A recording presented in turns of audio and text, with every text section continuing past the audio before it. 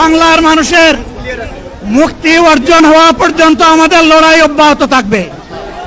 বলছিলাম, জামাতে ইসলামী যদি আল্লাহর ইচ্ছা এবং জনগণের ভালোবাসায় বাংলাদেশের মানুষের সেবা করার সুযোগ পায়, তাহলে মালিক হবে না, সেবক হবে ইনশাআল্লাহ।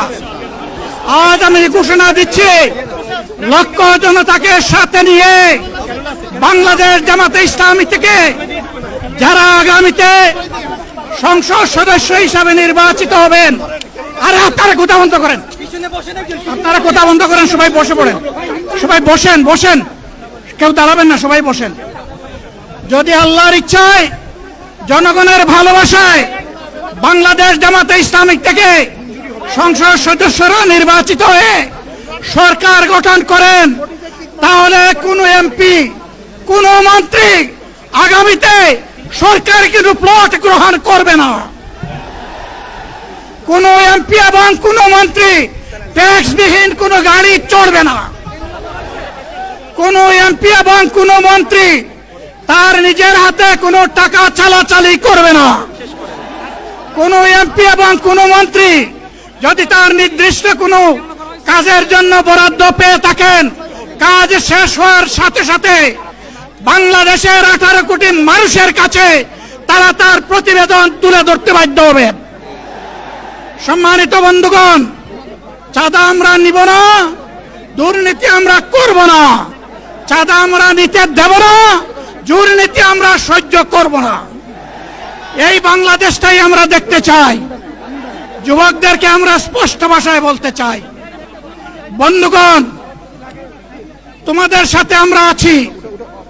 আমি আজকে জামাতের আমির হিসাবে এখানে কথা বলতে আসিনি। আমি এসেছি বাংলাদেশের 18 কোটি মানুষের একজন হয়ে কথা বলতে। আমি শিশুদের বন্ধু, আমি যুবকদের ভাই, আমি বয়স্কদের সহযোদ্ধা, আমার বোনদের আমি ভাই। সুতরাং তাদের মুক্তির জন্যই আমি দায়িত্ব নিয়ে আজকে এখানে দাঁড়িয়েছিলাম। আল্লাহর ইচ্ছা শরীর আমাকে সাময়িকভাবে সহযোগিতা করে নাই, এটাও আল্লাহর ইচ্ছা যে এখন আল্লাহ আমাকে কথা বলার সুযোগ দিচ্ছেন। আমি বলতে চাই, বাংলাদেশের নির্দিষ্ট কোন শ্রেণীর মুক্তির জন্য আমাদের এই লড়াই নয়। রাস্তার একজন পরিচ্ছন্নতা কর্মী, চা বাগানের একজন শ্রমিক, রক্ত পানি করে ঘাম জড়ানো আমার একজন রিক্সা চালক ভাই মাঠে ময়দানে বাংলাদেশের মানুষের মুখে যারা এক মুঠো ভাত তুলে দিতে চায়, আমার সেই কৃষক বন্ধুটি, আমি তাদের হয়ে আজকে এখানে কথা বলতে এসেছি। আমি কোন অভিজাত শ্রেণীর হয়ে এখানে কথা বলতে আসিনি।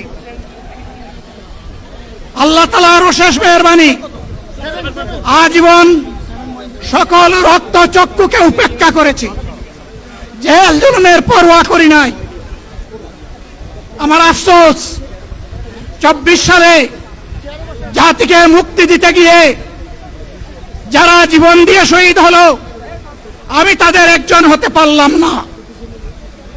আপনাদের কাছে দোয়া চাই, ইনসাফের ভিত্তিতে একটি দেশ গড়ে তোলার জন্য আগামীতে যে লড়াই হবে, আমার আল্লাহ যেন সেই লড়াইয়ে আমাকে একজন শহীদ হিসাবে কবুল করেন। সম্মানিত বন্ধুগণ, আমাদের প্রিয় শহীদ নেতৃবৃন্দ 2006 সালের 28 অক্টোবর থেকে শুরু করে পল্টন গণহত্যা, শাপলা গণহত্যা, সারা দেশের গণহত্যা, পিলখানার গণহত্যা, 24-এর গণহত্যা, এই গণহত্যা যারা করেছে তাদের সকলের বিচার বাংলাদেশের মাটিতে নিশ্চিত করতে হবে। এদের বিচারের দৃশ্যমান প্রক্রিয়া শুরু না করা পর্যন্ত পুরানা ব্যবস্থাপত্রে বাংলাদেশ আর চলবে না। এতগুলো মানুষ এমনি এমনি জীবন দেয় নাই, জীবন দিয়েছে জাতির মুক্তির জন্য। পুরানা সবকিছুই টিকে থাকবে, তাহলে কেন তারা জীবন দিয়েছিল? যারা ওই বস্তা পচা ব্যবস্থাপনায় বাংলাদেশকে আবার গড়তে চান, তাদেরকে আমরা বলি, জুলাই যুদ্ধ করে যারা জীবন দিয়েছে, আগে তাদের জীবনটা ফেরত এনে দেন। যদি শক্তি থাকে ফেরত এনে দেন। আপনারা পারবেন না, যেহেতু পারবেন না, কাজেই নতুন ব্যবস্থায় নতুন বাংলাদেশ গড়ে তোলা হবে ইনশাআল্লাহ। শিশু, কিশোর, যুবক, মা, বোন, শ্রমিক, ছাত্র, জনতা, ব্যবসায়ী, সবাইকে যেই দেশ, যেই সংবিধান, যেই রাষ্ট্র নিরাপত্তা দিতে পারবে, সেই নতুন বাংলাদেশ আমরা গড়ে তুলতে চাই। ভাইয়েরা, আমাকে সবাই চাপ দিচ্ছে, কেউ বলে ভাই শেষ করেন, কেউ বলে চাচা শেষ করেন। আমি তাদেরকে নিশ্চয়তা দিয়ে বলছি, আমার মৌত আমার আল্লাহ নির্ধারিত সময় থেকে 1 সেকেন্ড আগে হবে না, এবং হায়াত যা দিয়েছেন তার 1 সেকেন্ড আগেও আমি যাব না। অতএব মহান আল্লাহর কাছে আবারও তৌফিক চাই। আপনাদের কাছে যে কষ্ট হয়েছে, আপনারা, আমি তো এখানে শান্তিতে বসাচ্ছিলাম, আর চতুর্দিকে শুধু দৃষ্টি বুলাচ্ছিলাম। কি কষ্ট হচ্ছে আমার ভাইদের। প্রিয় ভাইরা, এই কষ্ট আল্লাহর জন্য। এই কষ্ট কার জন্য? ইনশাআল্লাহ আল্লাহ তাআলা আপনাদেরকে তার উপযুক্ত যা দুনিয়ায় দিবেন, আখিরাতে দিবেন। আপনাদের এই ত্যাগের বিনিময়ে নতুন বাংলাদেশ আমরা পেয়ে যাব। আসুন সেই নতুন বাংলাদেশের জন্য একবার স্লোগান দিয়ে শেষ করি, নারায়ে তাকবীর। আসসালামু আলাইকুম ওয়া রাহমাতুল্লাহ।